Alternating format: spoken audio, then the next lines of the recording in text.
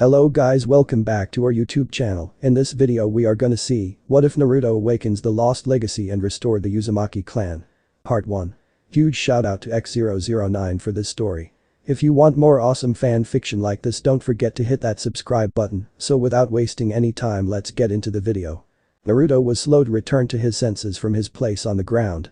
With a slight groan, he began to stir, and the first thing he saw as his eyes cracked open was Sasuke's foot inches before his face, and the masked boy he and his teammate had been fighting lying sprawled out on the concrete. "Geez, you always get in the way," Sasuke said, putting him down as always. But that didn't matter right now. If Sasuke had managed to get them out of this, Naruto would take back everything bad he'd ever said about him. Not like he didn't know how good Sasuke was, even if he hated admitting it.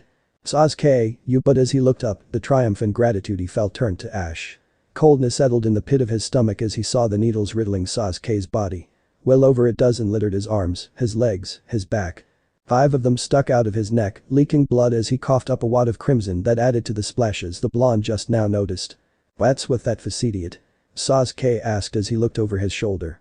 His tone was the same as always, but only now did Naruto notice how he was struggling to speak. How strained he sounded. "Why?" Naruto started, unsure what to say. They'd hated each other. Anyone who knew them could tell. He should have been the last person Sasuke would lay down his life for. And yet. "I didn't know," Sasuke answered weakly. "I hated you," he admitted, wondering about the answer himself. "So wise of me?" Naruto repeated. He clenched his teeth. Angry at Sasuke for doing something so stupid. At the masked boy for doing this to him. At himself for running into what was obviously some kind of jutsu and getting them in this mess. Stupid, stupid, stupid. I never asked for your help. Sasuke took a breath and just stood for a moment. My body just moved by itself. And with that, his remaining strength left him and he fell backward. Naruto caught him, mind racing as he tried and failed to process what was happening. Eyes wide as he realized how shallowly his rival was breathing. "That man me Britheri swore I would live until I killed him," Sasuke said weakly, dull eyes focused on the blonde. Some part of Naruto was perplexed by that admission, but it was small compared to the part screaming that his rival was about to die in his arms, to do something, but he couldn't move. "Don't let yourself die too," and with that, the Uchiha's eyes closed and the faint movements of his breathing ceased. A tear fell from Naruto's eye. There was a burning feeling inside, different from the pain constricting his heart, swelling by the second. "He charged at me without hesitation and died protecting you. For that, he deserves respect," he heard the masked boy say as he rose to his feet. "Is this the first time you've witnessed the death of a friend? This is the way of shinobi." And with that he slipped back into his mirror, his gaze not leaving his remaining opponent. "Shut up," Naruto said quietly, focused on the unmoving body in his arms. "I hated you too," Sasuke, and yet his thoughts turned back to the masked boy, and at that moment he saw red. "I won't forgive you." Crimson chakra erupted from the blonde, startling the masked boy within the mirror as it began to tear through the ground, so intense was the normally intangible energy that it carved deep lines in the stone as it spiraled out from the genin's body. As he leaned forward, resting Sasuke on the ground, his entire body tensed. Fire coursed through his veins, his mind almost completely blank as all emotions were drowned out by pure burning rage. "I'm gonna kill you." He almost roared, his voice a guttural growl as he bent forward, one hand laying Sasuke on the ground as the other clawed at the concrete. The Uzumaki rose to his feet, the wounds littering his body healing as he moved, senbon pushed out by growing muscle mass, cuts and scrapes steaming as they faded away until he was left unharmed. Above him, the spiraling crimson coalesced, shifting and taking shape. Into the form of the upper skull of a fox, its lower half fading into haze-like energy, its baleful gaze trained on the masked boy as Naruto's did too, his once blue eyes dyed crimson with slit pupils. Kakashi was startled by a sudden, intense chakra that washed over the battlefield, the air itself seemed to take on a slight, stinging charge, filled with an almost palpable sense of rage. Immediately, his mixed coal and crimson gaze turned towards the source, where his students fought for their lives, hidden in the mist. It took him a moment to recognize it. It had been years since he'd felt it after all, and he didn't have a lot of experience with this type of power, but soon enough it came to him. The QBE. Has the seal broken? No doubt Zabuza felt it too, but that was an afterthought. "No, it's just loosed and its power is seeping out. Something's happened. I need to get over there. I have to end this, right now." With that, he pulled a scroll from his vest and flipped it through the air. In a single smooth motion, he dipped his thumb in the wound on his chest, grabbed the scroll in midair, unfurled it, and ran his thumb along the paper, smearing the words written upon it with blood. "Zabuza," the Junin called out into the mist. "I know how you like to stretch these things out, but how about we end this now?" he said as he twirled the scroll through the air before forming the tiger hand seal, the scroll perched upon his thumbs. Come on, what do you say? We're both busy people. Tempting Zabuza's voice echoed from all around him. I'm curious to see how you'll back up such brave words. Show me, Kakashi. Haku could only stare, perplexed by the sight before him. What is this? Such an evil chakra? It should be impossible for chakra to change like this. And there's so much. The air almost felt like it was on fire. The chakra seemed to radiate hatred like nothing he could have ever imagined. Even as it faded until only a haze like crimson aura remained around the blonde, the feeling of dread it instilled refused to leave him. The boy had healed, he noticed. All the wounds he'd inflicted had faded completely. But there was no time to dwell on that as Naruto suddenly bent forward, crossing his arms over his chest, a low growl emanating from his chest and growing louder by the second. What is? He raised his senbon. I have to. Before he could finish that thought, the blonde threw his head to the sky and roared. At that moment, 3 massive chains tipped with spikes and dyed with the same crimson power, burst from his torso, each half as thick as his mirrors were wide. They whipped through the air, growing longer by the moment until they reached his mirrors and tore through them as if they were glass. They shattered instantly, the pieces scattering and quickly falling prey to gravity. What? It happened too quickly. In only 3 seconds, all his mirrors had been broken, the pieces falling to the ground. Knowing he had to move quickly, the masked boy tossed a volley of senbon from the piece he remained in and warped into one of the shards directly over the blonde. With another almost animalistic roar of fury, a wave of crimson chakra scattered the needles. But that was fine, it was just a distraction. The instant the blonde's attention was on the needles, Haku launched himself down with as much speed as he could muster, aiming to stab the enraged boy. It was not to be. Naruto jumped away, moving nearly as fast as he himself did with the assistance of the mirrors. No. I have to get away. Not fast enough. The blonde was on him almost the moment he completed the thought, his hand raised above his head, his hands clawed and displaying his now sharpened nails. Haku had just enough time to dodge, and the blonde's hand crashed down where he once stood, kicking up a cloud of debris. Trained instinct drove him, readying a counter-attack before he even considered his next move. But it was a pointless effort. More chains, much smaller this time, burst from the cloud and surged towards the masked boy. He threw his senbon in desperation, unable to dodge in midair, but the blonde blocked with his arm, while the masked boy was ensnared. With the same motion he'd raised his limb, he pulled back his fist as the chains reeled the ice user in. The fist slammed into his face with enough force to crack his mask. He was sent flying, the chains releasing him as he spiraled through the air before crashing into the ground and rolling to a stop, staring at the sky as half of his mask left his face and clattered on the ground. Just in time to see the chains coming down, their bladed tips poised to spear him. He had just enough time to realize what was coming, but his body refused to respond quickly enough, too dazed by the force of the blow.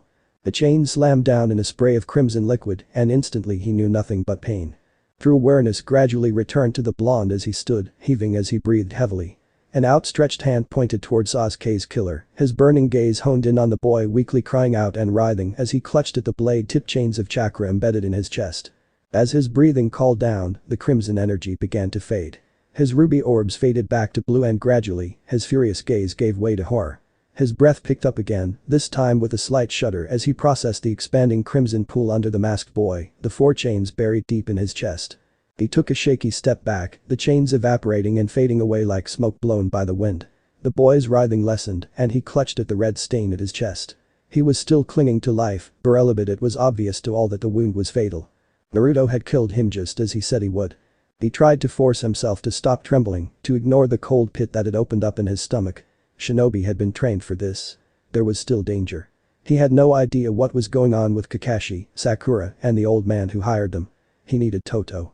All he could think of was the boy dying a few yards away from him. He walked forward, as fast as he could. Not very fast, but he recognized that the boy was soon to breathe his last, and he wanted Toad. Hear his last words. Just stand there so he wouldn't die alone. He didn't know but his feet carried him onward. He took in a quiet gasp when he drew close enough to make out the uncovered part of the boy's face. It was the same boy he met days ago gathering herbs. It's you from the forest, Naruto said, his voice faint, shaking slightly. I suppose this is your win, the boy spoke weakly, dull black eyes looking to Naruto for the second time that day as his arms now limp on his chest. But why? Naruto asked, and after a moment his voice grew more intense. Why someone like you working for scum like Zabuza? Would you kill Sasuke? Because he is important to me. The masked boy, whose name Naruto realized he didn't even know, said as he looked to the sky. When I was alone and no one acknowledged my existence, I took me in for thought I owe him everything. He looked to him once more, his voice growing weaker with every word. Do you know what it's like to be truly alone? To live in complete solitude. The look on his face gave him the answer. I see. And then his eyes closed and his breathing stilled. Zabuza could sense it. Kakashi had used a jutsu and for that he chided him. For all the Sharingan wielder's renown, he was helpless here in his mist. Just like so many others. They couldn't match Zabuza's skill in the art of silent killing. Not even his former compatriots in the Seven Swordsmen of the Mist could.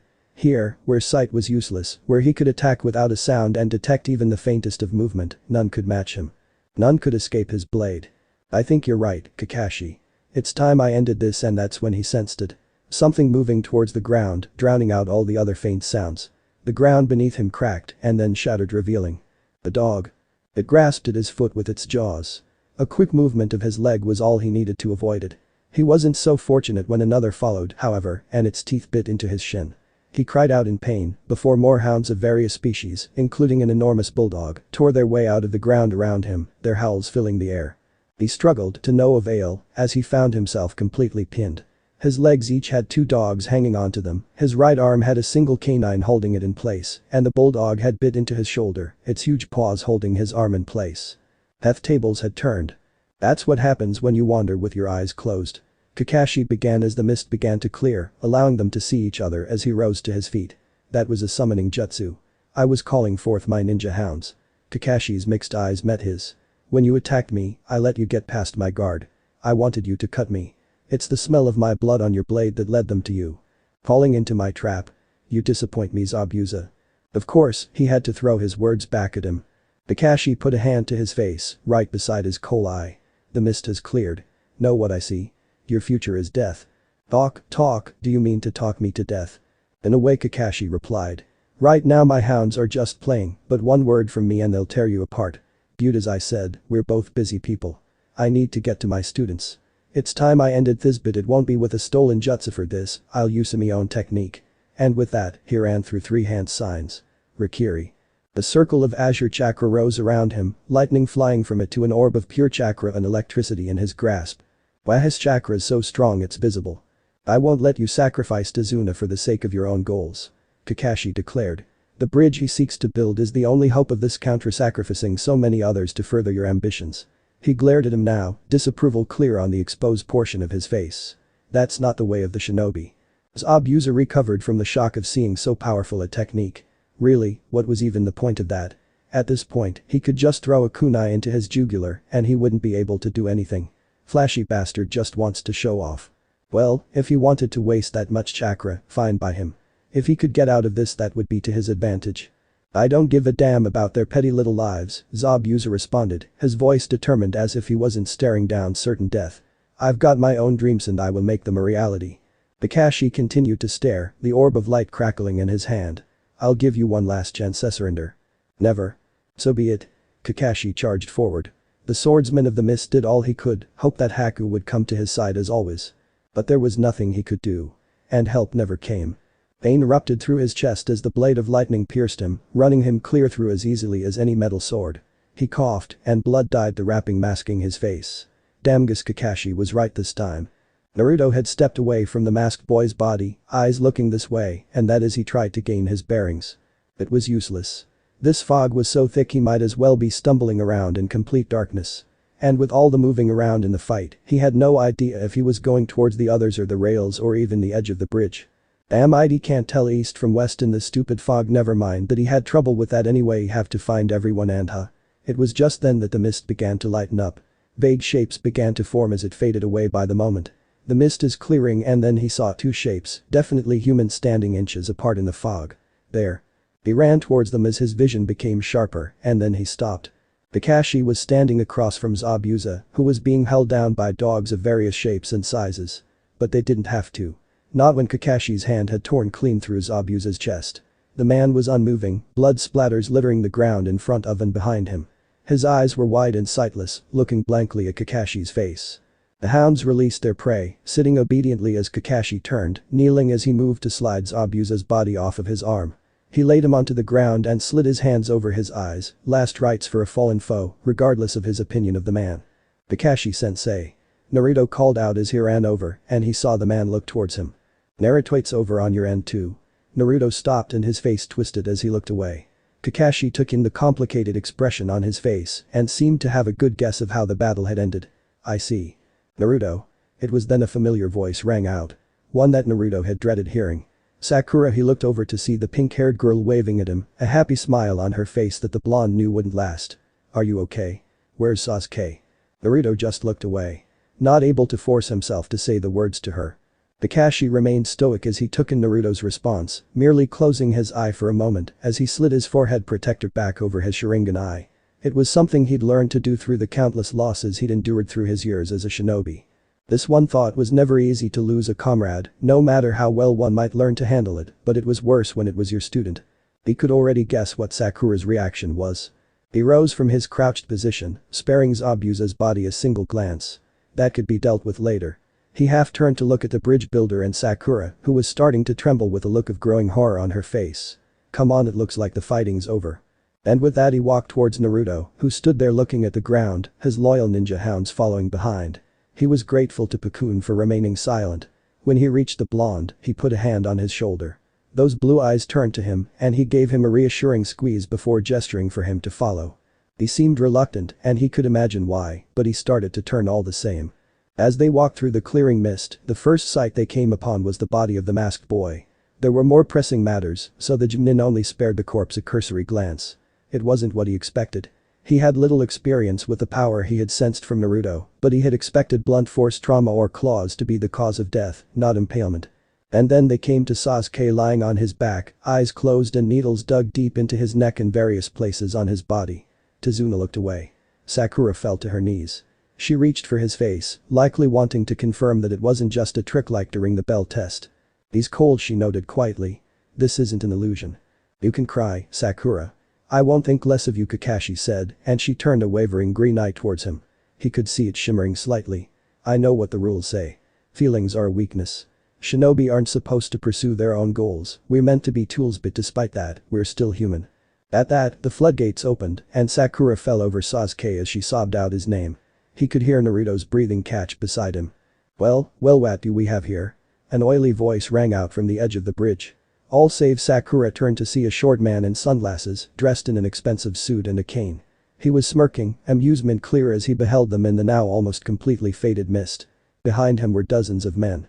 Kakashi could immediately tell they were nothing more than thugs, likely only barely versed in chakra if at all. Tazuna growled. So this is. Well, what do you know? Those two went and bid it before we even got here. Gatm observed with a slight tile of the head. I guess I owe you a bit of gratitude. I was going to have them both killed after they ran themselves nice and ragged fighting you, but you went and took care of that part for me. So much for the hidden demon in the mist. The men behind him all laughed at him, mocking the dead man. I suppose I shouldn't be surprised. Double dealing's a common tactic for swine like you. Kakashi coolly stated, his hounds beginning to growl at his side. Ah, don't be like that. It's just good business. Gatm replied, seemingly finding his disapproval funny if anything. Speaking of which, these guys may be cheap thugs, but they do cost something, so if you could take a few of them out before they kill you, I'd be much obliged. It said something about what utter scum these people were that not a single one of them had a problem with that. And clearly, their boss had to have something of a sadistic streak, as if they hadn't seen enough evidence of that already. After all, he could have just sent them here with orders to kill them. He had no reason to come out himself beyond just wanting to see them die. Walking onto a battlefield with only untrained thugs to protect you, it's smart. Naruto. Kakashi spoke quietly as he glanced at the blonde. He looked up at him, anger clear on his face, wearing his emotions on his sleeve as always.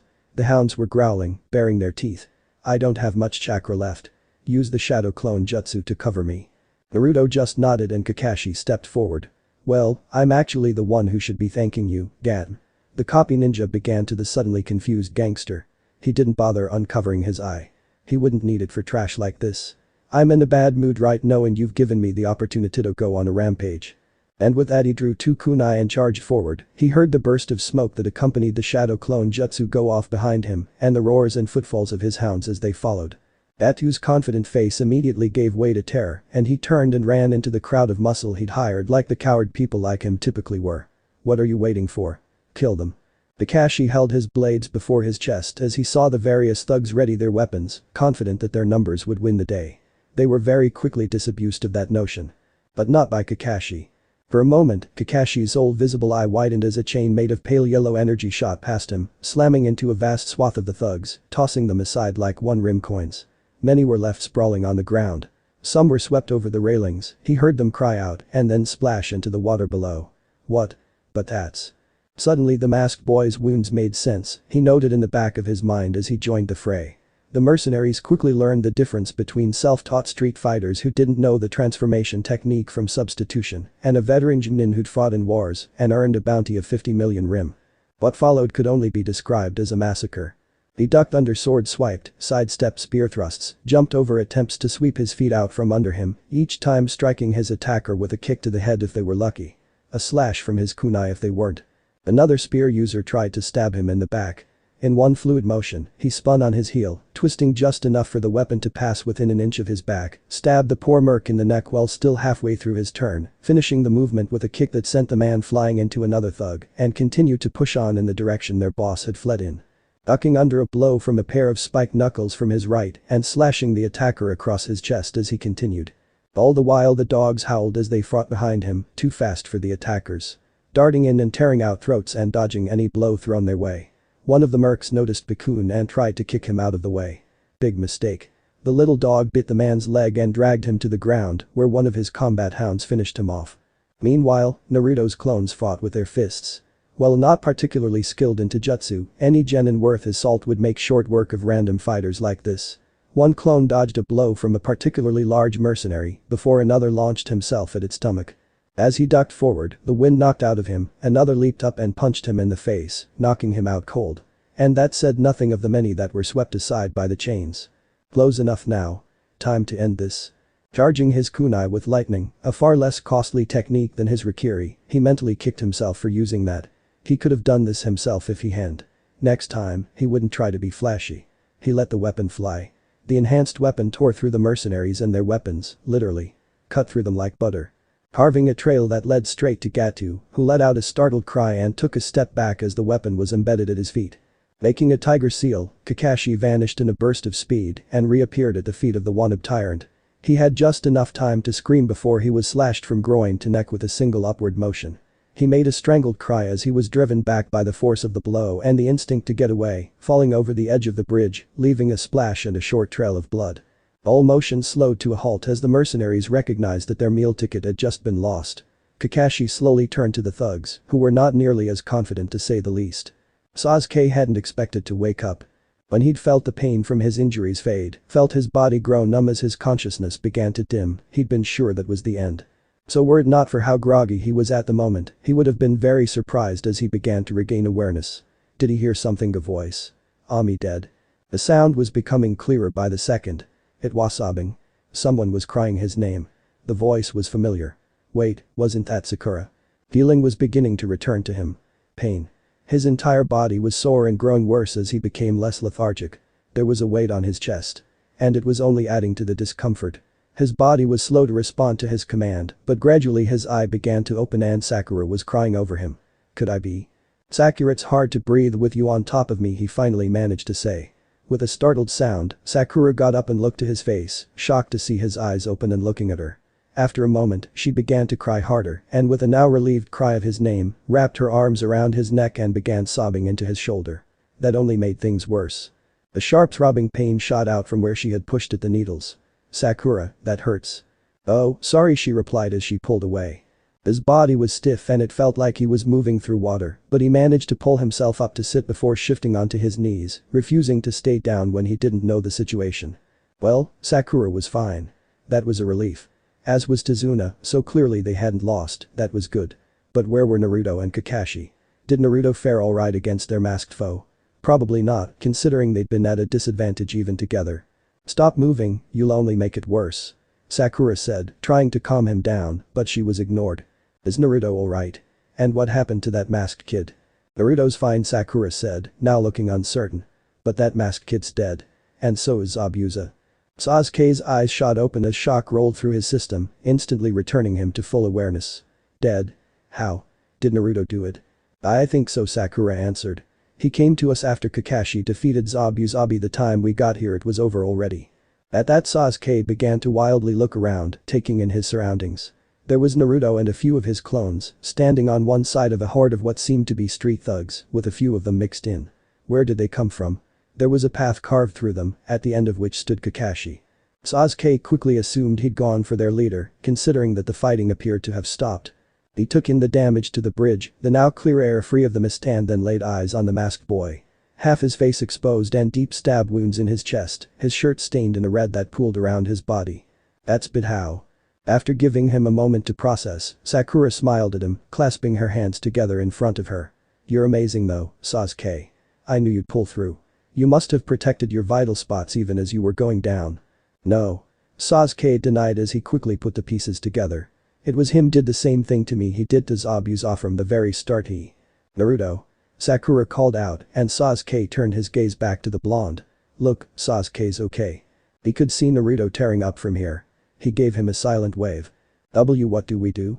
One of the thugs asked the others. These guys just killed our meal ticket. Another snarled. I don't want to mess with these shinobi, I say we cut out losses and get the hell out of here. What are you talking about? Most of them are kids. It was then that an arrow fell at the front of the horde. That drew everyone's attention to the opposite side of the bridge. The shinobi's eyes widened. The thugs' collective jaws dropped. Every villager from Wave was standing together, armed with whatever they could find to use as weapons. Shovels, axes, pickaxes, hoes, rakes. They brandished their makeshift weapons with looks of determination. And leading them was Inari, armed with a crossbow. Don't even think about it. Or you'll have all of us to deal with. One of the men shouted and was met with a chorus of agreement and battle cries from his fellow villagers. Inari. Naruto shouted. Hey. A hero shows up at the last second, right? Inari answered with a smile. Ah, he must have said something that got through to the kid. Credit where it was due, that was nicely done on Naruto's part. So guys, Kakashi said, and all the thugs shivered as they turned to the copy ninja. After a pause, he gave them one of those eye smiles of his. Run. And they obeyed. And thus, the land of waves was saved. But Sasuke didn't feel much of a sense of accomplishment in it. Oh, he was happy for the people of Wave. You'd have to be heartless not to be. After who knows how many years of misery, they finally had a brighter future ahead of them. Some part of him felt proud about playing a part in that. But it was overshadowed by the part that was frustrated by the fact that Naruto, the dead last, beat someone he couldn't. It was another reminder of the wall that lies in front of him. Of how far he had to go to achieve his ambition. Naruto smiled as he watched the people of Wave let out a cheer while the mercs practically fell over themselves trying to get away. Though anyone who knew him would know right away his reaction was far more subdued than was normal for him. Normally he'd be right there with them, but now that the danger had passed, his mind went back to the masked boy. His eyes turned back to the body lying there in the middle of the bridge. He flinched as he remembered coming to his senses and realizing what he'd done. And it was worse now. He'd never actually meant to kill them. He'd probably been planning to fool Zabuza with that trick so that he wouldn't he'd died for it himself. Would it turn out that way? Why would someone like that devote himself to someone like Zabuza? He knew why. He didn't know the boy's circumstances, but he knew what it was like to be completely alone. To just want someone, anyone, to acknowledge him and Zabuza had. And for that, he'd do anything for him. He knew because he felt the same. For Old Man Hokage, for Iruka, and for his team. He winced as he realized he didn't even know the boy's name. Chances are the only one who had was Zabuza. That felt wrong. He may have been an enemy, but he was a good guy. He was kind-hearted and he fought out of love for his master. They probably could have been friends if things had been different, deserved to be remembered, and they didn't even have a name to put to his face. He felt a hand on his shoulder and looked up to see his sensei standing there. After a moment, he made a gesture toward the land of waves with his head. Come on. We need to talk. They walked over to Sasuke and Sakura and he gestured for them to follow. And so Team 7 walked back across the bridge. Inari noticed and started to call out, but Tazuna put a hand on his shoulder, having guessed what was up. They silently made their way back to the land and off the beaten path, into the forest. He led them away from prying eyes until he found a fallen tree. Kakashi took in their surroundings and nodded to himself. He then turned back to his team, his only visible eye wandering over them. Sasuke looked like his usual aloof self. Naruto noticed Sakura was looking his way with concern. Sit. Now. They obeyed, sitting down on the floor while he took a seat on the tree. He sighed. Alright, I'm sure you all know what we're going to start with. He said before focusing on the blonde. Naruto, what you're feeling right now is normal. Taking a life for the first time is never an easy thing, but it's a reality of life as a shinobi. He looked over to Sakura and Sasuke. But then, she probably needed to hear this more than him. Make no mistake, you two will go through the same eventually. Sakura flinched. Sasuke didn't react, like always.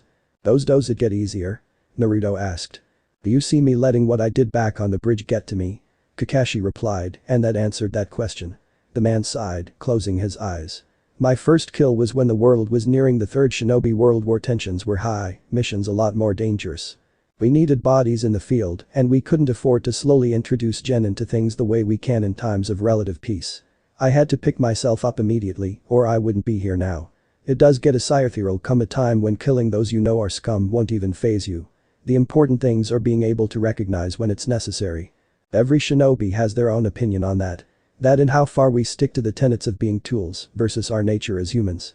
That, and making sure you never take any sort of pleasure in it. Zabuza was far from the worst example of what those who do become. Naruto's expression twisted at that, a reaction mirrored by Sakura beside him. Sasuke's only slightly narrowed his eyes in response. Kakashi let all that sink in before he continued. That said, killing someone like that boy should never be easy. He looked at Naruto once again. I imagine you only felt worse when you realized that Sasuke was still alive. The blonde flinched, and that was all the answer his team needed. Take however long you need to come to terms with what happened. I'm here to talk if you need it, and I'm sure your teammates won't shy away if you feel the need to lean on them. There was a pause before Sakura spoke up. Naruto, it's okay. She started, struggling to find what to say. Even if he was faking, you thought he'd killed Sasuke. You couldn't have known otherwise. I'd have done the same thing. She then slumped forward. I mean, if I cold and I managed to stop crying. Sakura. There was a moment of silence before Sasuke broke it. How? He began, drawing their attention back to him. He was giving Naruto a hard look, frustration clear in his expression. How exactly did you beat that guy? Naruto grimaced before looking back to the ground, Sakura looking back and forth between her teammates, wanting to say something, but not sure what. I am not really sure what happened. He admitted. Just when I thought he killed you two, just wanted him to pay. His fists clenched, saying the last word through gritted teeth. Then these chains burst from me and broke all the mirrors. Sasuke's eyes narrowed. Chains? Huh? What are you talking about? Sakura asked. Of course. He used them against the thugs too, but you wouldn't have noticed. Sasuke was still out cold and Sakura was preoccupied. Kakashi spoke up. If you could demonstrate. Naruto made an uncertain sound. Now that the battle was over, thinking of those chains reminded him of. Well, not like he could just stop using them, right? He needed to get stronger. Strong enough that he'd never have to go through watching a teammate die again, or at least say he did all he could to avoid that. This whole thing proved that to him. Closing his eyes, he called upon that power once again. After the first time he called on them back on the bridge, it was like something had just snapped into place. He just knew how to summon them forth. A pale yellow chain grew from his back, looping over his shoulder, flying forward and burying its pointed tip in the ground. What the hell? Sakura cried in shock, while Sasuke looked on with interest. Naruto looked up at his sensei. Do you know anything about these things, Kakashi-sensei? Indeed I do, Kakashi replied with a nod. Well, not officially the Kasei, suppose you could call this the Uzumaki clan's Kekkei Genkai. What, there's an Uzumaki clan, Naruto exclaimed in shock. Why was this the first he was hearing about this? Why was he by himself if he had a... Wait, had they been destroyed? Like Sasuke's clan? Was that why he'd never even heard of them around Konoha? Or did they reject him because of the QP? Naruto's from a clan. Sakura seemed just as shocked as he did. Even Sasuke seemed mildly surprised. Naruto has a Kekkei Genkai. Why wait, what's a Kekkei Genkai? Naruto asked. Seriously? Sakura commented with a frown. Kakashi sighed. I see we have more than just your skills to polish up. Luckily, I have an idea about that, but that's for later. A Kekkei Genkai is, well, the name says it all really. It's a unique ability tied to a certain bloodline, like the Sharingan. Or likely that boy's Ice Jutsu. They're usually far more powerful most than standard techniques. Those chains aren't technically considered Kekkei Genkai, probably because some other techniques produce similar effects, but they mostly fit the bill. They're superior to the other chakra chain techniques I know of and instinctual for those of the clan lucky enough to have the potential for them. Naruto's nodded rapidly, a determined look on his face. But then, he looked vaguely uncertain. Kakashi-sensei. He began. If you know that much about them, do you know anyone who has them? The blonde asked hopefully. Kakashi closed his eye and took a deep breath. I did. He then met Naruto's gaze. Your mother, Kushina Uzumaki. Naruto stared in disbelief, absently noting Sakura looking back and forth between him and their sensei beside him. Part of him was elated to finally hear about his parents. But part of him was screaming why hadn't Kakashi mentioned that before. Sensing what the blonde was about to say, Kakashi raised his hand in a stop gesture. I know what you're going to ask, but please understand. It downplayed things during the bell test when I told you my best friend's name was written on that memorial. Of all the people I've held dear to me, only one has survived through the years. And whatever irritation Naruto felt at Kakashi for waiting this long to tell him that he knew his mother withered away. He and Sakura looked at the man in understanding. Sasuke simply looked down solemnly and Naruto got the feeling he sympathized. Talking about the past is painful for me. Don't expect me to bring it up unless I have a point to make. There was silence for a few moments before Naruto finally couldn't help himself. What was she like? He asked, far more subdued than usual. Well, from what I know, she was a lot like you in her childhood. Naruto's eyes widened at that. Kakashi crossed his arms and looked to the sky. But, I only have second-hand knowledge on that front. When I knew her, she was almost always cheerful. And kind. Courageous. Though, she did have a bit of a temper. There was a fond look in his eye his students had never seen before as he thought back on happier times. She was known as a great beauty throughout the village. She had long red hair, a characteristic of the Uzumaki clan. He tilted his head to the side as he looked at the blonde. You may not have gotten the clan's look from her, but you have her eyes. Naruto's eyes grew misty. He sniffled a bit, but there was a genuine smile on his face as he tried to imagine the woman his sensei was describing. He paused for a moment before glancing at Sasuke. She was actually close friends with Sasuke's mother, Mikoto. Naruto blinked in shock, turning watery eyes towards the Uchiha, who had mirrored the action. They had hoped you two would be as good friends as they were, from what Mikoto told me. You may not remember it, you were too young, but things were pretty hectic in the wake of the QB attack for the Uchiha clan, and things only went downhill as the years passed. It kept her from seeing you, but that wasn't the case in the earlier days. I ran into her a few times, checking up on you when you were a baby. There was silence for a moment as Naruto thought of all he'd learned about his mother. It was eventually broken by Sakura, whose eyes darted back to Naruto a few times as she realized something. You Kakashi sensei, from what you just say, did she? The white-haired man made a brief sound of agreement. She died in the QB attack. Naruto flinched at those words. She was badly wounded near the start, but a testament to how powerful those chains are once fully mastered. She was able to restrain the QB during the final moments of the battle.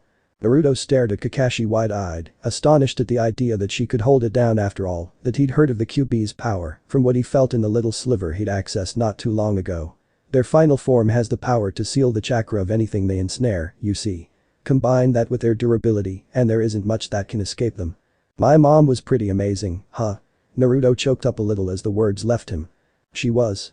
At night, after all the festivities ceased and everyone went to bed, Sakura found herself staring at the ceiling with her mind in turmoil. Useless, she'd been useless on that bridge. Guarding Tazuna. Who was she kidding? She wouldn't have lasted 2 seconds against Zabuza or that masked boy. Even before that, Naruto and Sasuke had managed to work together to free Kakashi during their first round against the rogue ninja. And what had she done? Nothing. Zip. They were supposed to be a team. They were meant to have each other's back and stand together, but it all fell on those two and their sensei. And look at what happened.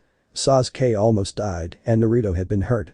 Not physically, but it was clear that he was still reeling from killing their opponent.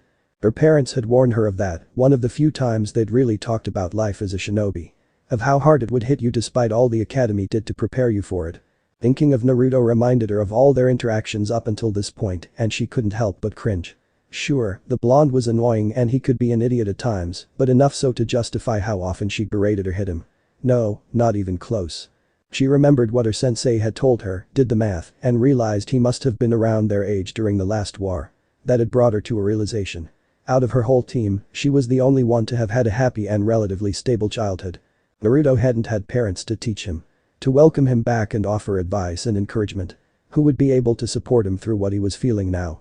She remembered the look on his face as Kakashi had described his mother. How could she have been so flippant about that? How could she not have realized how much growing up alone like that must hurt? She grimaced as she recalled her words to Sasuke way back before the bell test. When she said how lucky he was to not have parents, that was why he could be so selfish. The only saving grace she could see was that she hadn't been stupid enough to say that to his face. Wait. Her eyes shot open as she sat up, quick as a blur. Oh god, she'd said that to Sasuke. The Uchiha incident. She'd thoughtlessly said that to someone who'd seen his entire family murdered. She fell back onto the bed and stared dully at the ceiling. No wonder he'd been so mad at her that day. She was a horrible person, wasn't she? Team 7 was silent as they neared the village gates. After the bridge had been completed, the entire village had come out to see them off. After a tearful goodbye between Naruto and Inari, they'd been on their way. They walked forward with their heads held high, knowing the nation had a chance for a brighter future now, thanks to them for the most part. Naruto had mostly returned to his usual self over the few weeks it had taken them to finish the bridge. A bit quieter. There were still times when dreams of the masked boy interrupted his sleep. But with time and the support of his sensei and occasionally Sakura, he had taken great strides to move on.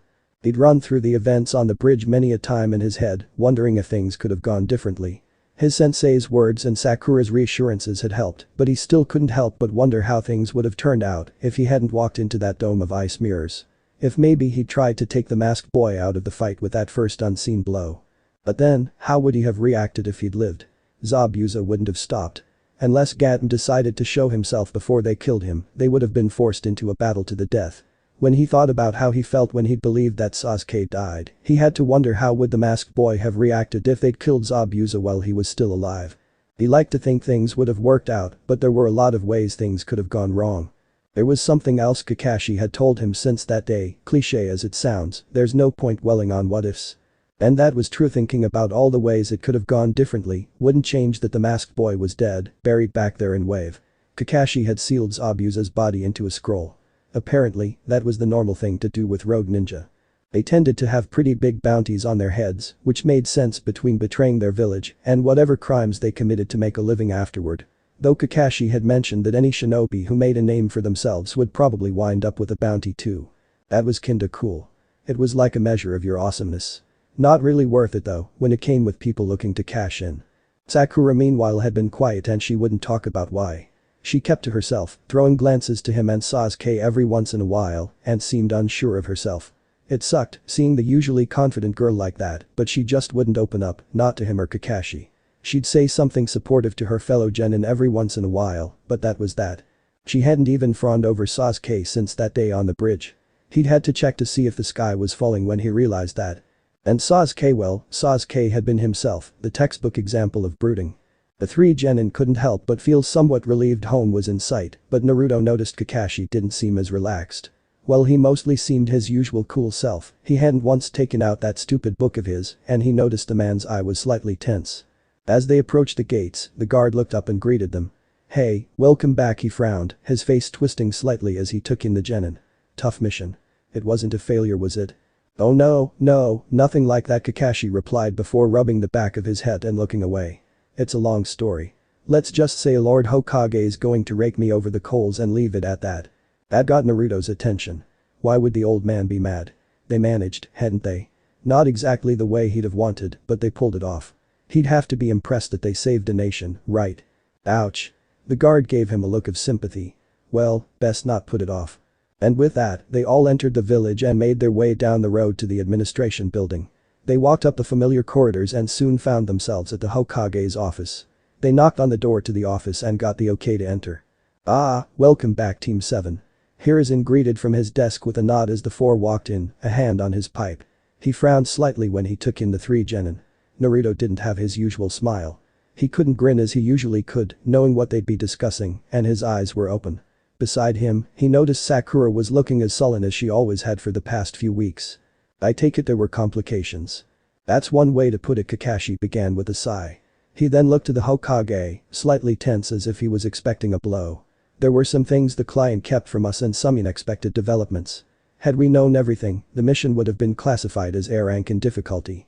Was this revealed to you early on, or once you reached the land of waves?" Hiruzen frowned deeply. "Early on?" Hiruzen's eyes hardened as he stared at Kakashi. "And am I to understand that you continued the mission anyway?" "That's correct, Lord Hokage." He set his pipe down and leaned forward, clasping his hands before him. "I'm going to need a full explanation." And so Team 7 gave him a full report on everything that happened. The third Hokage was silent for most of the explanation, occasionally asking for clarification on some details, but otherwise simply listened. When it was over, he clasped his hands before him and closed his eyes as he contemplated all that he had just heard. Finally, he looked up. "I'm going to ask that you all remain silent until I'm finished speaking." The third god of shinobi began. He looked to the genin with approval. "First, let me commend the three of you for the success of this mission. Despite facing danger far beyond what you had any right to be prepared for at this point in your career, you pushed on for the sake of the client and his people. In doing so, you saved an impoverished nation from a dark fate and granted them new hope. Not only that, but you rekindled the wills of its downtrodden people. For this, you should be proud, as I am to call you shinobi of this village." Naruto smiled widely at those words, just as the blonde always had. Sasuke has a small smirk, which was about the most one could get from him. Sakura's expression, on the other hand, hadn't changed. Then the Hokage's face hardened once again as his gaze turned towards their sensei. However, Kakashi met his eyes unflinchingly. "It should never have come down to you in the first place." The genin were clearly surprised, but Hiruzen kept going. "Kakashi, it is your job as their jonin leader to not only protect and guide them, but to recognize when they're in over their heads and pull them back. You should have returned to the village the moment it became clear that this mission was beyond your students' current capabilities, regardless of their feelings on the matter. At least when they're still this early in their careers. If you had already reached wave by the time you became aware of the true scope of the mission, if it was too late to turn back without condemning their nation, that would be one thing. Boltazuna's reasoning is understandable. Given the circumstances, I would not have been against working out a long-term payment plan or agreeing to later reimbursement. And then we could have sent a proper escort with him." Naruto and Sakura's jaws dropped while Sasuke frowned. They hadn't even thought of that. Then again, his teammates had probably been as happy to take a mission that wasn't painting fences or tending lawns as he was. And who knows how things would have turned out if anyone else had gone. Kakashi was a pretty big deal among jonin, wasn't he? What if whoever they sent instead wasn't a match for Zabuza? No, besides what happened with the ice user, Naruto couldn't say he had any regrets about taking the mission. Still, he could see the Hokage's point. The third Hokage's eyes narrowed. Need I point out that had this ice wielder been more like his master, or if Zabuza had more Chunin level ninja at his disposal, then this would have ended in disaster. Kakashi closed his eye.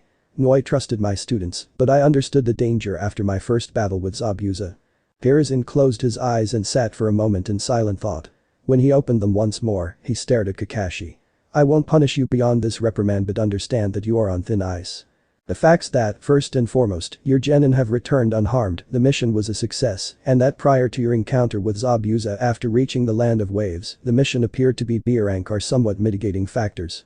Nevertheless, I don't want to see this again until your students are ready for it." "Understood," Kakashi answered with a nod.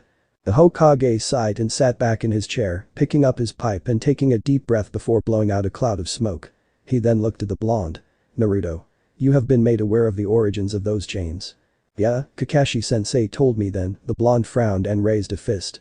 "Hey, why did no one tell me I came from a clan before?" "Well, I'm glad to see you're still high-spirited," the third noted before closing his eyes. "The Uzumaki clan is a sore subject for Konoha. You see, the Uzumaki clan were actually distant relatives of one of the founding clans of this village. The Senju clan." That got exclamations of shock from Naruto and Sakura, while even Sasuke seemed surprised to hear that. The blonde stepped closer, eager to hear more. The Uzumaki were a powerful clan, one that retained strong relations with their cousins the Senju. They ultimately formed their own village. Uzushiogakure, our staunchest allies. They were known for their mastery of the art of sealing jutsu and also for the longevity that those of the village, especially the Uzumaki, possessed. Indeed, they were the greatest masters of sealing jutsu in all the continent, and that made their village strong despite its small size. Naruto excitedly ate up all the information given to him. His hands were clenched into fists before him in eagerness as he listened to how amazing his family was. And his clan was related to the Senju. He might not have paid a lot of attention in class, not to mention how often he was put out of the room for whatever reason they could think of before Iruka came and warmed up to him, but even he knew they were known as the strongest clan there was. And it meant he was related to the first and second Hokages. Distantly, but still. Awesome.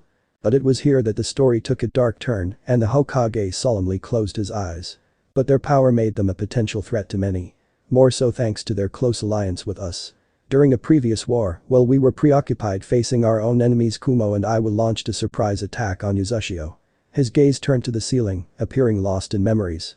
Attacking seal masters on their own ground are usually folly. Uzushio's forces gave better than they got, but in the end, there were just too many. The village was destroyed and the few survivors of its leading clan scattered to the winds. You'll find them every once in a while, here and there. He looked back to the genin, taking in the dejected look on Naruto's face. The fact that we failed to protect such treasured friends, the blood of one of our founding clans, is held as a dark mark on the history of our village. And Naruto quickly deflated upon hearing the fate of his clan. Sakura looked at him in sympathy, while Sasuke gazed and thought of what he'd learned. After a few moments of silence, he asked, "So there are still other Uzumaki out there?" And how did my mom come to our village if she was from Uzushio? The third Hokage shook his head. I'm sorry Naruto, it's unlikely you will encounter any others of your clan. We have not heard of any other Uzumaki in a long time. One of my students told me of one he found during the Second Shinobi World War, but he chose to remain where Jiraiya found him, and we have since had word of his death. As for your Motherish was transferred to our village as part of an agreement shortly before Uzushio's destruction. After a pause to let that reality sink in, Hiruzen picked up his account of the fallen clan. While we may not speak of the village or the clan for the shame associated with our failure, there are still signs of the solidarity we once had with them. The red spiral I'm sure you've noticed on the back of our flak jackets, and even some of our other attire like your own jacket, is the symbol of the clan and Uzushio. Naruto's eyes widened. The symbol of his family had been staring at him in the face for all these years. The Uzumaki did not give their village their symbol out of vanity, mind you. It was because it rested on a small island off the western coast of the Land of Fire. The Land of Whirlpools, which fell along with the village. As the name suggests, the nation was surrounded by whirlpools, an effective natural defense though not effective enough to save them. What better symbol to represent such a location than a spiral? There was silence as Naruto thought about all that he'd heard. Gramps, you and Kakashi-sensei have told me a lot about my mom and her clan, but what about my dad? And there was the question Hiruzen had known was coming. One that he had long debated on giving him an answer for. Not if, mind you, but when. Naruto would need to know, sooner or later. About his legacy and about what the Hokage suspected lied in his future. His father had left him with great burdens that no one as young as Naruto should have to bear. But that was how the shinobi world worked. It was far better now than it was before the villages were formed, a dark time he was glad to have only heard about, but even now all too often young shinobi were forced to carry a weight a child never should. But whether he knew about them or not, they were his burdens to carry. And knowing where he came from, of his parents' legacy and feelings, may spur Naruto on to reach his full potential. He had never told Naruto before because it wasn't information he could allow getting out. There was always the risk of spies, and his father had many enemies. He couldn't risk him blurting the secret out, as children were wont to do, especially with as grand a secret as this. But he was a shinobi now. Truly, if still early in his career. If he couldn't keep his own secrets. Hiruzen closed his eyes and contemplated for a few moments before looking at them once more. Let's move on for now. Already expecting the blonde to speak up, the third cut him off before he had the chance. Naruto, stay afterward. It's past time I told you what you wanted to know. He then spoke to Sasuke and Sakura. This will be a private discussion, so I want you two to go home once we've concluded our business. But Sakura started to say, only to stop when Kakashi put his hand on her shoulder and shook his head. Sasuke's eyes narrowed. No doubt the Uchiha had already deduced why he wanted them out of the room. He regarded the blonde curiously for a moment before he shrugged and looked away. Hiruzen had no visible reaction as the Uchiha's wandering eyes landed on the pictures of the four Hokage hanging from his wall. A rare expression of pure shock lit up the Uchiha's face. Hiruzen watched him choke on his breath slightly as his gaze shot back to the back of Naruto's head. The boy quickly schooled himself, however. Honestly, he was surprised that so many people who gave the boy a hard time didn't suspect given Naruto's looks. Perhaps it was people's prejudice due to the QB, but he couldn't help but mentally sigh whenever a ninja who'd known his father failed to make the connection. There weren't that many people in the village with peach skin, blonde hair, and blue eyes. And he just happened to seal the QB into a babe that shared those traits with him. That wasn't even looking underneath the hand of those who did realize and did nothing well, the less said the better. At least his successor's last remaining student had his reasons. Now, if I'm not mistaken, you recovered Zabuza's body? Hiruzen questioned, receiving a nod from Kakashi in turn, who walked to the table and placed two scrolls before the Hokage. The one on the left is Zabuza's weapon, the Kubikuramjm. Hiruzen nodded. That had potential. The blades of the 7 swordsmen of the mist were extremely valuable. Perhaps they could use it at some point to help broker an alliance with Kiri. They would certainly appreciate it. Once we've processed the body and turned it in, you will of course receive your compensation. Unfortunately, for the danger they faced, they would only receive the reward of a C-rank mission, as that was what it had been categorized as. As soon as they had been paid and their business was concluded, Hiruzen dismissed the rest of Team 7, and Naruto stood before him. With a gesture, he ordered the hidden Anbu that kept watch over the office at all times to leave them for a moment, not that Naruto noticed, leaving them truly alone. The boy was nervous. As anxious as he no doubt was to finally find out who his father was, he was sure he could tell that what they were about to discuss was a heavy subject. The Hokage stood and turned away. He clasped his hands behind his back as he gazed out of the window at the village and remembered that terrible night 13 years ago when their village lost so much. When Naruto lost his parents. The things I'm about to tell you are all secrets of the highest order. They are not to be repeated under any circumstances. Not even to Kakashi, though he is aware of some of what I have to say. If word of this spread, you may find yourself a target of foes you cannot hope to stand against. Am I clear? He turned back to Naruto, who seemed to recognize how serious this was. The blonde nodded, which he returned. Very well. He walked around his desk, coming to a stop in front of the blonde and kneeled down so that he was at eye level with the genin. Naruto, your father's name was Minato Namikaze. Naruto's mind went blank. He stood frozen as he stared at his leader, his eyes wide and his mouth agape. All sound seemed to have vanished as the words of the Hokage echoed in his head. Your father's name was Minato Namikaze. The fourth Hokage. The hero he'd always looked up to. The man who'd sealed the QP inside of him. The old man made a gesture his head and looked to the far wall. Naruto followed his gaze and it landed on a picture he'd seen before. One that he'd looked at many of the times he'd been brought to this office for something he'd done, and more recently on official business as a ninja. To a picture of a man with a kind smile. With focused, intelligent blue eyes. Eyes that looked so different than his, but then Kakashi told him he'd gotten them from his mother, right? And while they may be shaped differently, they were the same shade of blue. With spiky blonde hair and peach-colored skin. So much like what he'd see looking into the mirror every day. The very idea had just seemed so impossible that it never clicked before. He choked from the emotion welling up inside of him. His body started to tremble, his hands clenched into fists as his eyes clenched shut. I know. The old man spoke softly. I can't imagine how you must be feeling, but I know it must be overwhelming. I've wanted to tell you since the first time you asked me. But can you look me in the eye and tell me that you wouldn't have shouted this from the rooftops if I'd told you back then? Naruto was having trouble breathing, but those words got through to him. He wouldn't be able to say that. Your father had many enemies that may have sought vengeance upon his son had they learned you existed. That is why I couldn't tell you, but you are a shinobi now. Keeping secrets is a part of this life. Why? Naruto's breath hitched as he spoke. Why would Hideki know what I was going to go through? I'm sure he did, Hiruzen said, closing his eyes. Then how could he do this? Naruto roared, in rage, sorrow and pain. So many emotions flying through him. For many Rizansen was simply this. Hiruzen looked him in the eye. Because as Hokage, he couldn't ask another to carry a burden, to make a sacrifice, that he was not willing to. To be Hokage means to protect all in this village, to serve as a pillar of support for everyone, and mark the road for its people to follow. And also, knowing the man, I believe it was because he felt there was no one he could trust more to use that power for the best in you, rather than succumbing to it or resentment, than his own son. Because he believed in you. Tears began to flow from Naruto's eyes. He buried his face in his sleeve and wiped them away. So many conflicting thoughts filled his mind. He didn't know what to think of the Firth's father. Part of him wanted to blame him for all that he had been through. Another part understood what the old man was saying.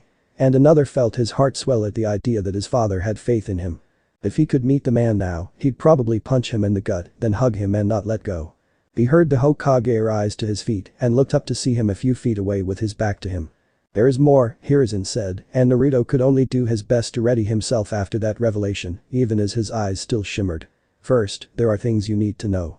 Things that are common knowledge in most villages but were kept from the recent generation here in Konoha, in the hope that you would not be treated differently by your peers. The QB was not the only one of its kind.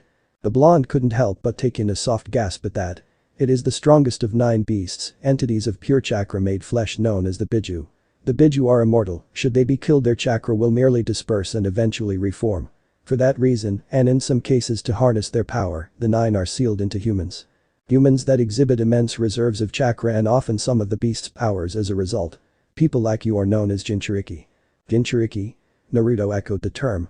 Hiruzen turned to him with a nod. Jinchuriki are by some regarded as their village's secret and greatest weapons. It is a lifelong status, for you see, if the Biju is removed from its container, the Jinchuriki will die. It is important you know that, for you see your mother was the QP's previous Jinchuriki. What? But then she must have known what he would go through. But wait, that didn't make sense with what he'd been told about her before. But Naruto struggled, so much going on in his head at the moment. Kakashi told me she held the QP down for my dad to seal it. So how could she have? The third Hokage nodded. The vitality of the Uzumaki is an amazing thing. Strong enough even to allow a Jinchuriki to survive being separated from their Bijubit. While they may initially survive, the damage is mortal. Your mother lived past the beast's removal, but she was not long for this world. He then looked to the blonde in sympathy, walking forward and placing a hand on his shoulder. I understand that this is a lot to take in. Your father placed a heavy burden on your shoulders. But know this. I can tell you from having known them as well as I did, your father loved your mother with all his heart. He did not care about the beast sealed within her, and it would not have affected how he would have looked at you." He allowed a moment of silence at a sniffle from Naruto. "And as for your mother, she would not have allowed your father to seal the QB within you without good reason, though I can only speculate as to what that reason is. But that is a discussion for another time. How did the QB escape?" Hiruzen breathed deeply. When a female Jinchuriki becomes pregnant, part of the chakra that would normally maintain the seal instead nurtures the child. And during birth, it's at its absolute weakest. That said, the seal can fairly easily be maintained by a master of the sealing arts. Minato had been trained by Kushina herself. He rivaled the Uzumaki's vaunted skill in the field, so it should have been well within his abilities to keep the QB from breaking free. As for how it happened, as I said, I can only speculate. There was silence as Naruto thought of all he'd learned before he asked a single question. What were they like? Both of them. How did they meet? And what can you tell me about my clan? Hiruzen smiled, clearly happy to tell him. Wearing the same brooding or cool as his Sakura and his former classmates would put it, expression he usually wore, Sasuke made his way up the stairs to his home. Well, where he lived anyway. It didn't feel like home. He hadn't felt at home since that night all those years ago, where he lost everything. He unlocked the door and stepped inside, taking his shoes off in the entranceway, and began to walk towards the small kitchen area. He stopped for a brief moment and looked out the window. There was a reason he chose this place when looking for an apartment. He could just barely see it from here. The district that his clan once called home. Rows upon rows of empty houses. Shops where his clansmen would sell weapons or prepare meals and snacks with closely guarded recipes had been a small village unto themselves, within Konoha. His family had once been that large. And it had been empty for nearly a decade. Tearing his eyes away, he continued his journey, reaching the kitchen and pulling out the ingredients to make onigiri. He was still more than a little irritated by Naruto's victory over the ice user. He didn't envy Naruto for having killed their opponent, not that he blamed him either. Much as he might not like the blonde, he would have felt the same if he hadn't made it in time and thought the masked boy had killed him. The revelations since then had been rather shocking. So, the dead last was the survivor of a once great clan, like himself. And the son of the fourth Hokage no less. It hadn't been hard to put the pieces together on that once he realized the only reason to keep quiet about his father's identity was if he had enemies. But he was still trying to wrap around it. Specifically, the fact that no one had noticed. Or at least no one noticed and said or did anything. He was observant enough to have noted that a lot of the blonde's behavior was the result of how he was treated, not the other way around. Once he knew that his parents' identity was a secret, it had seemed so obvious. There weren't that many big names that had anything in common with Naruto. All shinobi who had served under the man or worked alongside him, and no one even suspected. You'd think at least a few people who knew his father well would have reached out to him when he was treated like a pariah. And why was he treated like that, anyway? Yeah, there was something fishy there, but he didn't have enough information to figure out what. He finished cooking and sat down at his table, silently eating the meal. He rarely wasted his time with the television, despite the decent one sitting against the wall at the side of his bed. Well, the blonde's heritage hardly mattered to him. That was something he'd admit he had in common with Naruto: you had to earn respect yourself. Unless he started showing the talents his clan or his father was known for, it wouldn't change his view of him. Interesting to know, but that was about it. After finishing his meal and then the cleanup after, he went to his room to prepare for a shower. As he did, he spied the only real personal effect in the house. The picture Team 7 took on the day they officially became a team. Kakashi eye smiling as he ruffled his and Naruto's hair, Naruto glaring at him and Sakura smiling at the front. He thought of what his sensei had told them after the final battle in Wave and briefly thought of his mother. That their mothers had been friends and had wanted them to be in turn, that though, that he didn't know what to think about. Sakura had spent most of her time in her room since she got home. A brief detour to the kitchen to pick up a snack, a lackluster greeting to her parents, a shower, and then straight to bed where she stared at the ceiling. And there she remained, her thoughts a jumbled mess of self-depreciation. In doing so, you saved an impoverished nation from a dark fate and granted them new hope. The words of Lord Third ran through her mind. Not only that, but you rekindled the wills of its downtrodden people.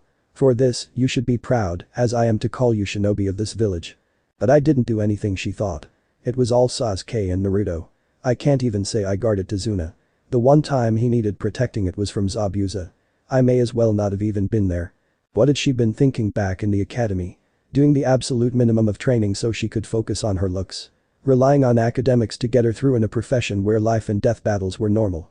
She couldn't remember if she'd ever considered that that would mean her teammates would have to carry her. That she would weigh them down when a screw-up could get them all killed. Stupid. So stupid. And she hadn't been a good teammate to them, had she? She'd put Naruto down at every opportunity. Sure, he was annoying, but still and Sasuke all she wanted right now was for him to smile at her. For him to feel as strongly for her as she had for him. But why would he? She'd let him know how she felt every chance she got, but had she ever helped or been there for him? Hell, she hadn't even considered that he was an orphan. She'd never done anything but fawned over him continuously. Isn't that more or less what Naruto did with her sometimes? Did he find that as annoying as she did? Suddenly she wasn't so annoyed at Naruto's crush. Not because she had all returned it mind you, but because she was suddenly wondering why anyone would feel that way about her with how she acted. There was a knock on the door. "Sakura, are you okay?" Her mother's voice came through. "I'm fine, Mom," Sakura answered light back. It must have been clear in her voice because her mother cracked open the door. Green eyes a darker shade than her own peeked into the room, a look of concern on her face.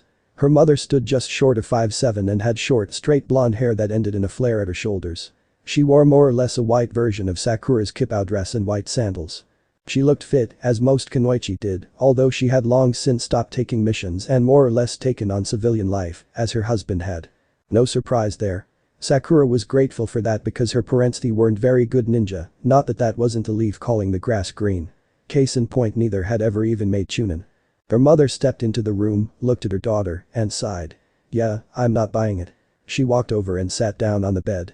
"Sakura, you've been blue ever since you got home. Don't try to tell me you haven't. Something happened on that mission, what was it?" "It's nothing."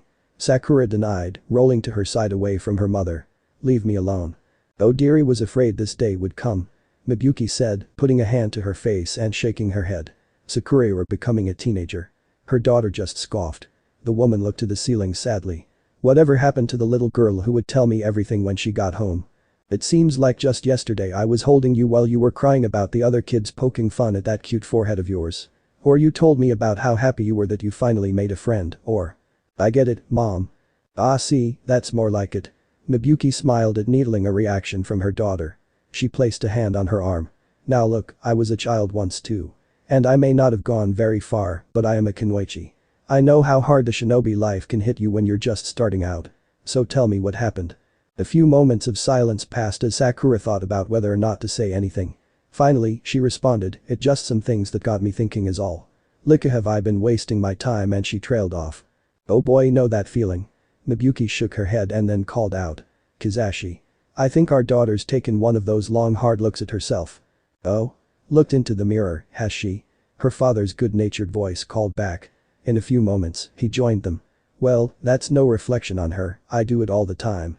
Dad Sakura groaned in exasperation. Soon, Kizashi joined them. Her father was a man who stood just over 6 feet with blue eyes and dull pink hair, which he styled into her namesake cherry blossoms. He had a bit of stubble and sideburns that flowed into an angular mustache. He wore a simple green obi, burgundy-colored pants, and a silver necklace with a pink cherry blossom design. He gave his daughter a kind smile as he sat down on the opposite end of the bed as her mother. "So, what did you see that's got you so down? And what brought it on in the first place?" Her mother added. She sighed, knowing they weren't going to leave her alone, and so she caved. She told them everything. Of how she'd secretly agreed with Naruto about being fed up with the tediousness of D-rank missions. How glad she'd been to receive their first C rank. The attack of those two Chunin and the revelation that it was far more dangerous than advertised. Their decision to press on and their first encounter with Zabuza, revealing to them just how deep in it they were. The masked boy. Life in Wave. And finally, the events on the bridge. Her parents had mostly stayed quiet. Although, they'd expressed anger at Kakashi-sensei deciding not to cancel the mission and come back. She didn't hold it against him. Everything had turned out alright for the most part, and who knows how things in Wave would have gone down if they'd assumed it was only a B-rank job and sent a bunch of Chunin. They had been surprised that Naruto had been the hero of the day. His plan to free their sensei, once again all Naruto and Sasuke she just stood there and watched. How determined he'd been after hearing Inari's story. How he'd inspired the people of Wave and brought them out of despair. The apparent death of Sasuke, the real death of the masked boy, and how he'd reacted to it all. She'd seen them exchanging looks she couldn't read a few times. "Well, first let me say good riddance to this gat," Mibuyuki said, her face wrinkled in disgust at what the man had done. Here. Her father wholeheartedly agreed. He then smiled at her as he placed a hand on her shoulder. "Now, why does all this have you looking so glum? You helped save a nation. On your first real mission, no less. You should be celebrating." "No, I didn't," Sakura said dully. "I didn't do anything. I just stood guard of Tazuna, it was all Sasuke, Naruto and Kakashi-sensei. You don't think guarding the client's an important job? Mibuyuki asked in a deadpan as if she thought she was being stupid. Not when I couldn't have protected him if my life depended on it, she said before grimacing slightly. Which it would have, she added before looking away. If the masked kid or even those two chunin we fought on the road had gotten past everyone else, it wouldn't have lasted 2 seconds. And the only time Tazuna was attacked it was Zabuza, we'd be dead if Kakashi-sensei hadn't saved us. What good's a guard who can't even protect herself? She sighed deeply as all the fights ran through her mind again. Naruto and Sasuke saved Kakashi-sensei when Zabuza had him trapped.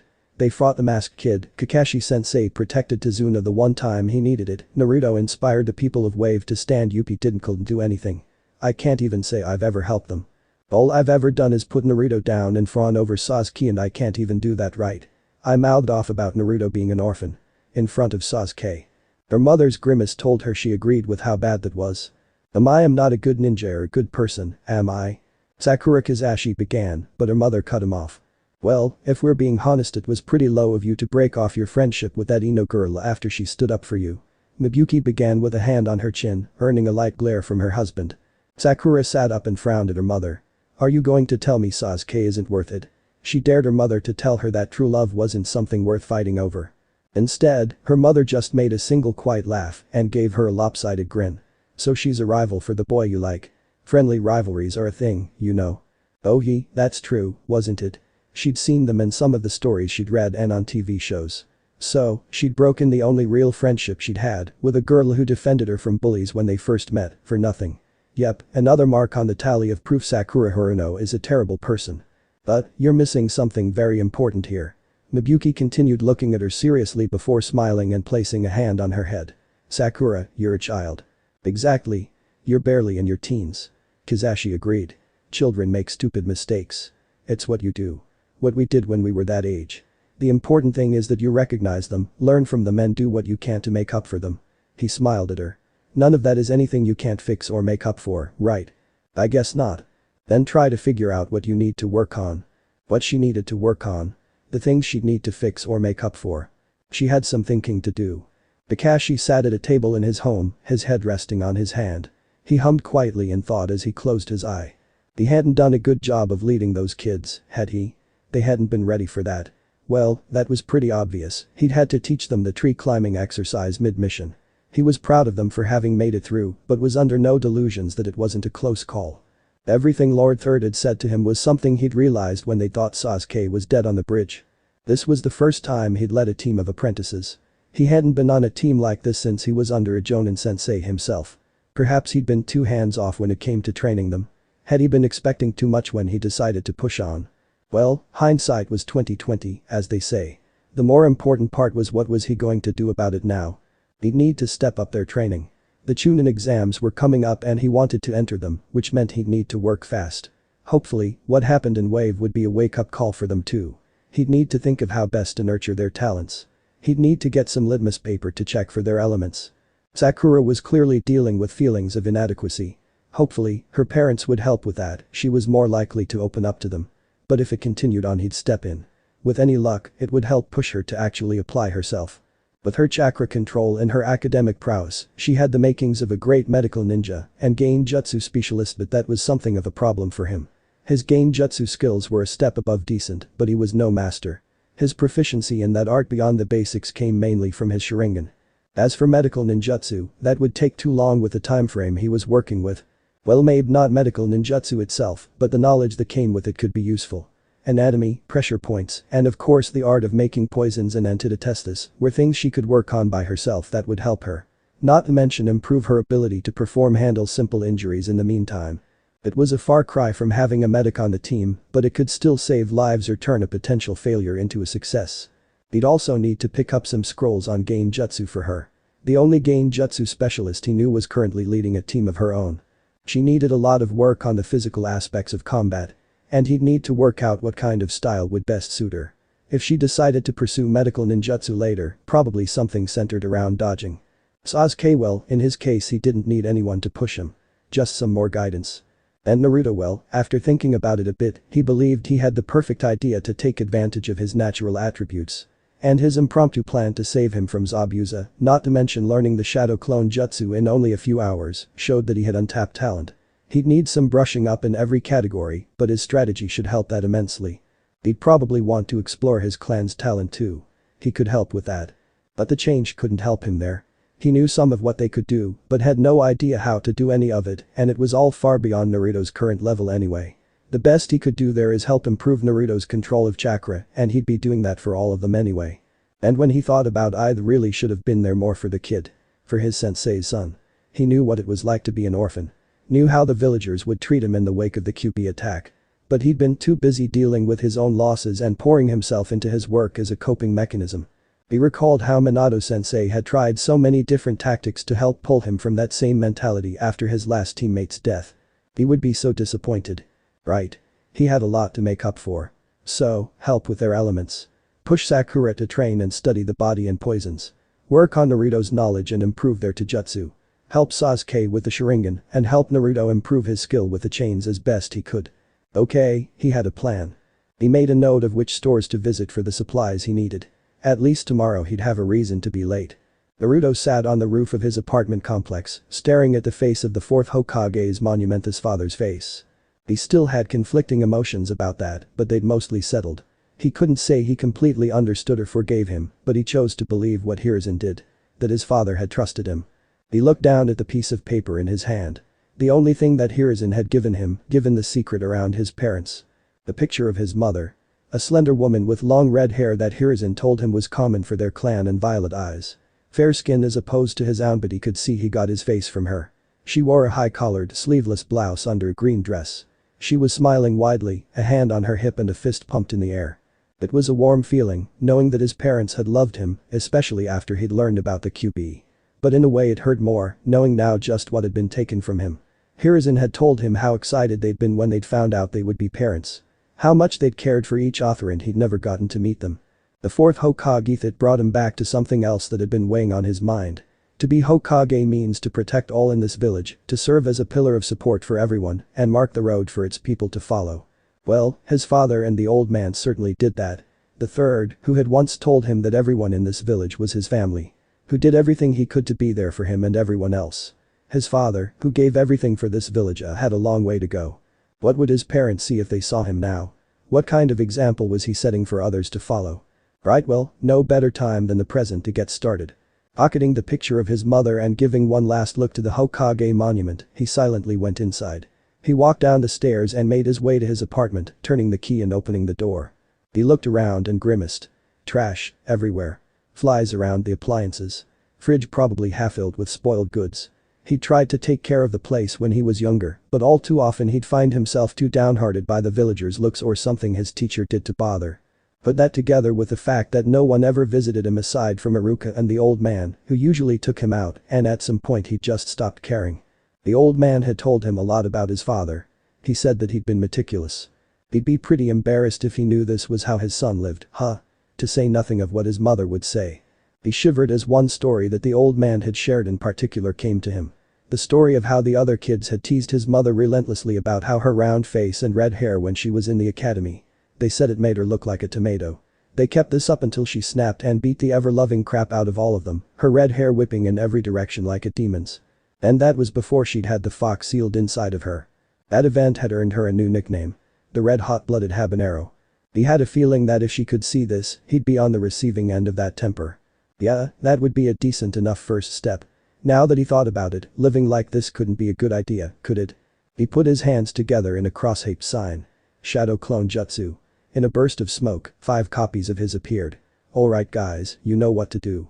And with cheers of agreement, Naruto and his clones got to cleaning up the mess he'd been living in for the last half-decade. Chapter end. Alright, that's it for today's video guys. Let me know in the comments section how was the story, and also don't forget to like, share and subscribe. I will meet you in another video, peace out.